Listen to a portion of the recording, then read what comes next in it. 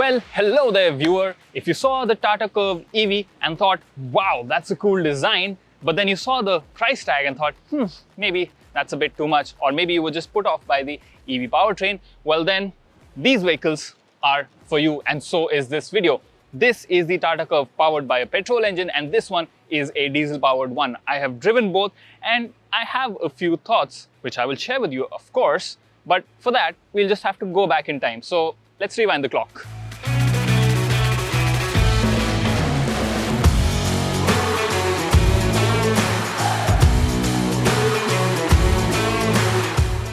Since the major difference between the Curvv EV and the ICE is in the powertrain, I thought might as well start with that only. Now you get three different engine options. Two of them are petrol 1.2 options and one is a 1.5 litre diesel. Right now what I am driving is the 1.2 litre Hyperion, which is a 3-cylinder turbocharged motor, and there's a lot of hype around it. So is it worth the hype? Well, yes. Because first of all, it is quite smooth despite being a 3-cylinder engine, and I think I've said this a couple of times now, and maybe it's time to just accept that 3-cylinder engines are no longer the gruff and the unrefined units that they used to be. Now we have some pretty good options out there, and this is one of them. I am cruising at about 2,500 RPM and there is barely any sound coming from the engine. Yes, when you rev it high, you get a pretty nice aural experience coming from the engine bay, but it's not something that is going to irk you, and the engine is also not going to give you any trouble in terms of refinement. When it comes to power and torque figures, well, this produces about 123 bhp and 225 Newton meters, which is quite a good chunk of power and torque. So even to power a vehicle of this size, it's pretty efficient, it is pretty capable. You put your foot down and you go through the gears and it climbs in a very linear kind of manner, which you expect from a petrol engine. Getting to triple-digit speeds is no mean feat for this engine. As for engine and gearbox options, all three cars come with either a 6-speed manual or a 7-speed DCT. This right here is the manual version, and the gearbox itself is actually pretty nice to work with. It is smooth. The clutch action is also fairly light, and I've not had any problems since morning in changing the gears. The feel of the clutch, however, leaves you wanting for a bit more precision. Sometimes it can be a little dodgy in its operations. So it's a very small thing, but that's the only niggle which I could find in the gearbox setup.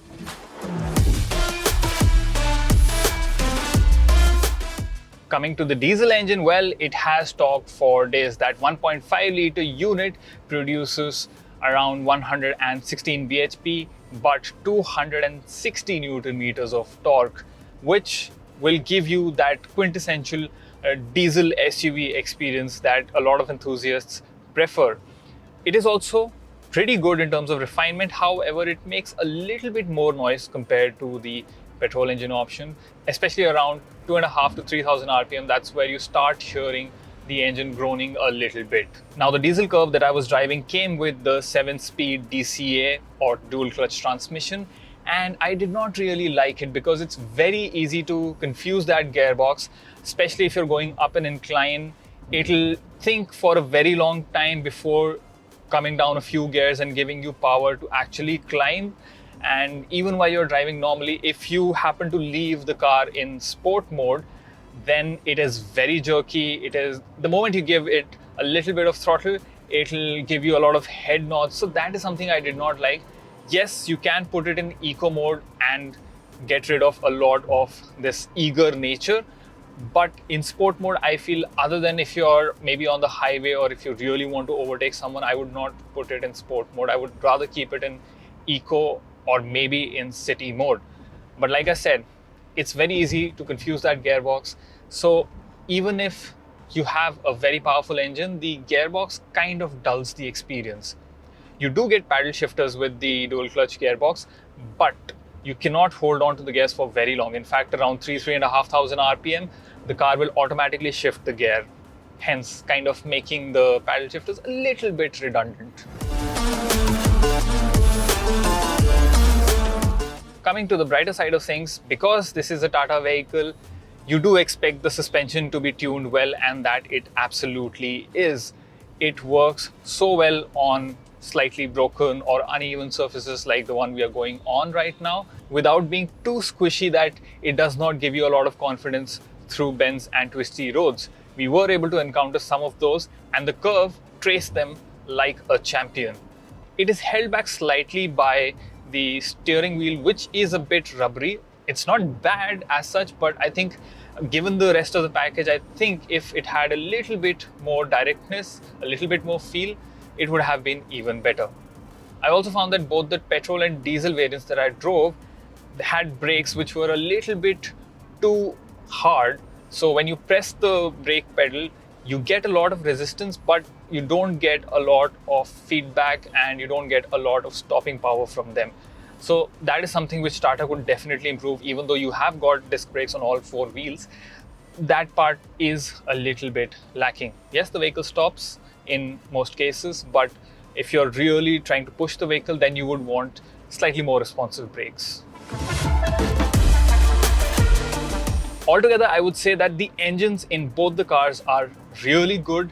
It's just that the gearbox in the case of the automatic and a bit of the steering input could be improved to greatly enhance the experience even further. The top end variant of the Curvv comes with 20 level 2 ADAS features, and we have used them in the Curvv EV. We even did a major EV comparison test, which you can see on. In a nutshell, whether you are using the lane keep assist feature to cruise along highways, or if you need the help of the forward collision warning and braking, it works really, really well. And lastly, I'd like to give a shout out to the 360-degree camera quality, because a lot of cars come with surround cameras, but this one, the quality of the cameras and the display combined is really good, and it gives you a very nice and crisp feed.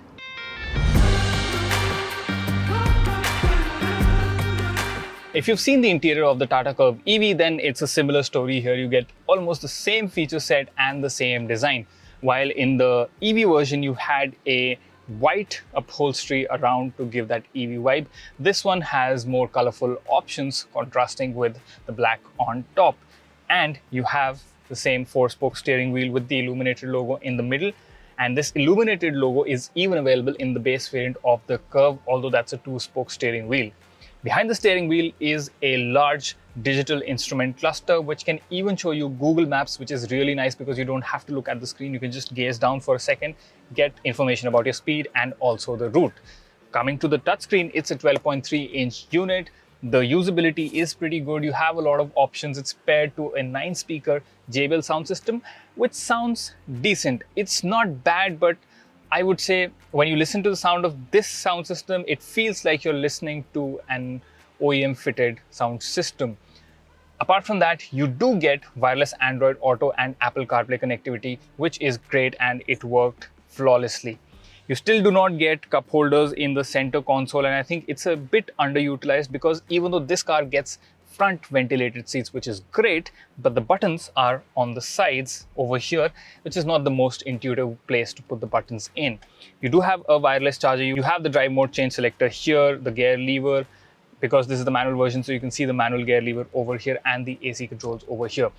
Space-wise, I am 6 feet tall, and you can see I have a decent amount of headroom. There is a little bit of space between me and the roof, and talking of the roof, you have the large dual-pane panoramic sunroof, which again looks good. The seats themselves are pretty comfortable, and like I mentioned, because it has ventilation function, so that's great for hot summers. Other than that, I think the fit and finish quality of the cabin has been pretty good. Yes, there are certain places where if you look closely around the vehicle, you will find some traces of shoddy craftsmanship, but overall, most of the areas that you usually look at, they are made quite well. Over in the second row of the Curvv, things do become a little bit cramped, especially if you're a tall person like me. You can see the headroom is just about enough.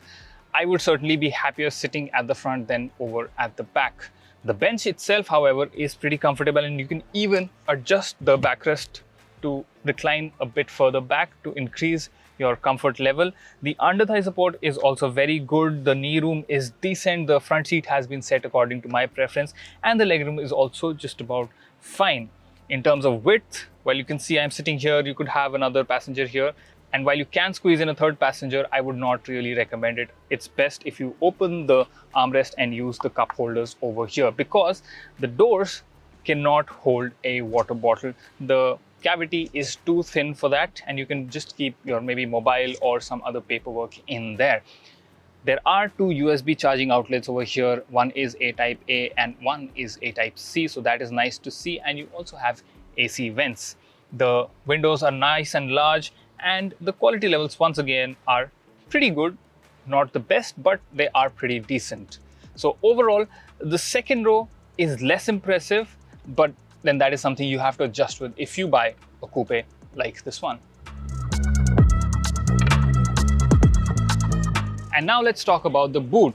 You get a power tailgate with a gesture function, and if I press the button, then you will see that actually it takes a while before it opens up once you press the button. That is something that irks me a little bit. Maybe the operation could have been a little quicker, but once you do open it, you are greeted with a quite big 500-liter storage area. And you can see right now we have packed in our camera kit, my bag, and two other smaller bags, and there is still loads of room available. Once you fold the front seats, then it reaches almost 1,000 liters of storage area. So I don't think you will have any problem packing in your luggage in the Curvv.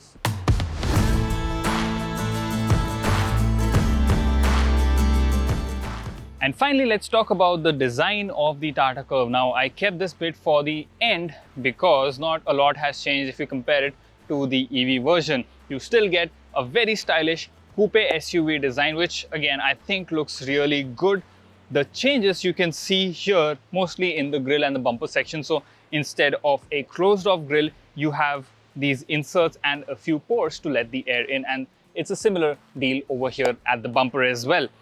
You get these sleek LED DRL elements, a connected light, and LED headlamps. By the way, the LED headlamps and tail lamps are standard across all models, which is great to see. And so are the flush door handles on the side. So if you like this door handle design, you will get it even if you buy the base variant of the Curvv.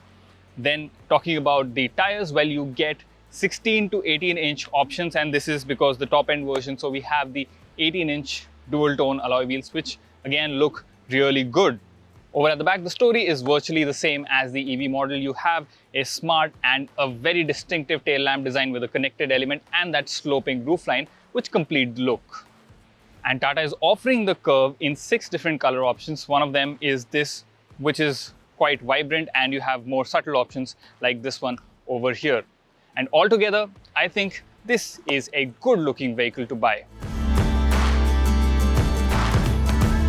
So now you know how the petrol and the diesel model of the Curvv is to drive, and you also know what kind of kit do you get.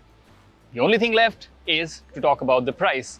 At a starting price of 9.99 lakh rupees ex-showroom, this is quite a tempting package, especially considering the unique design, and even in the base variant, you are getting a lot of these design elements like the LED headlights, the flush door handles, and even the illuminated steering wheel. So all those are pretty good bits to get even in the base variant. And once you go higher up, the prices climb up to about 19 lakh rupees ex-showroom. And for that money, once again, you're getting a lot of kit. You are getting a fancier interior, you're getting a bigger touch screen, and you get a pretty sorted powertrain as well. So in my opinion, this is quite a compelling package, especially if you're looking for something unique. You don't want a regular run-of-the-mill SUV. Yes, it will also have some of the shortcomings of this body style, but then I think the buyer that will go for this will know what they're getting into, and for that, you are getting a pretty solid deal. Having said that, there is still the concern of the quality levels in some aspects of the Curvv, which Tata will definitely have to improve in order to impress more buyers. How it compares to the Basalt, well, we'll see that in the future. Until then, make sure that you subscribe to our channel, like this video, and put down any comments that you have in the comments box below. We'll be looking out for them. This is Aakash Paul signing off for now. Bye-bye.